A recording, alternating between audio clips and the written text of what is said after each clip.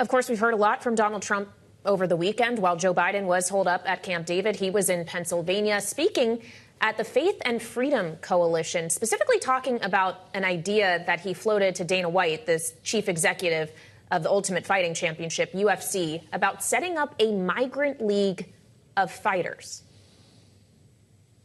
I have an idea for you to make a lot of money.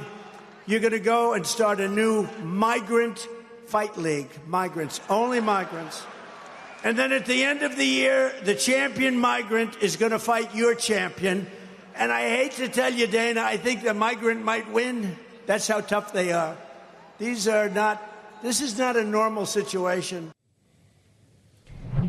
And Rick, Dana White was asked about this, confirmed that Trump did indeed suggest that, though he said he did it as a joke. Can you afford to be making jokes like that at this point in the election cycle, and especially when you're about to be on a debate stage with Joe Biden on Thursday? Yeah, I think his last line was the appropriate one. This is not a normal situation. Why would you go to a faith and family rally like that on the eve of the anniversary of the overturning of Roe, and your only message that comes out of that whole event is some kind of messed up theory of having a migrant, boxing league? Honestly, it's a huge problem for him in that when you watch him on that clip, he's looking straight into the camera, which means he's not reading off the teleprompter, which means he's on his own. Yeah. And I think this is the thing that keeps the Trump campaign chiefs up at night, especially this week, is thinking when he looks up at that camera on Thursday night in that debate, you have no idea what's going to come out of that mouth. And he might just feel like this is another good idea to sell to the American public. Wow. Maybe he's got a little thing going with pay-per-view.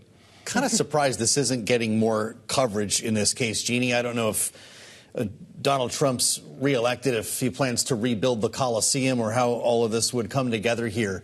But are we just in a world now where nothing matters if it comes out of Donald Trump's mouth? We seem to be, the idea that there would be, something akin to a fight club for migrants, and it gets worse than that. He's talking about exploiting people at a moment of horrific distress and then deporting them, all for money, because he talked about the fact that they would make money off of this. I mean, it's utterly deplorable. He said it twice over the weekend, once to Rick's point to a Christian group. And the laughter he is hearing as he often tests these messages is what he thinks is going to resonate with people broadly. But as Karl Rove said on Fox over the weekend, he has been losing support amongst independents, and that is a problem for him since the conviction. If he wants to win, he's got to win independents. A 9-point drop in that category is a problem for him. And I think these kinds of statements are part of the reason. So he is going to have to watch himself at an event like the debate, where he'll likely get many more eyeballs than he got in his rallies over the weekend. But what he's not going to get, Rick, is something Jeanne just mentioned. Reaction from an audience, whether it's laughter or applause or boos, all of that will be missing. There will be no audience present. Could that actually change the behavior of the former president, because this will very much not be a rally? Yeah, I think it's going to offset his timing.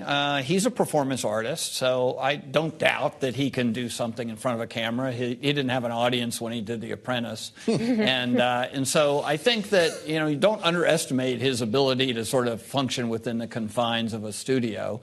He's more used to it than Joe Biden is. And so I think that the real question is, how much will he go off script?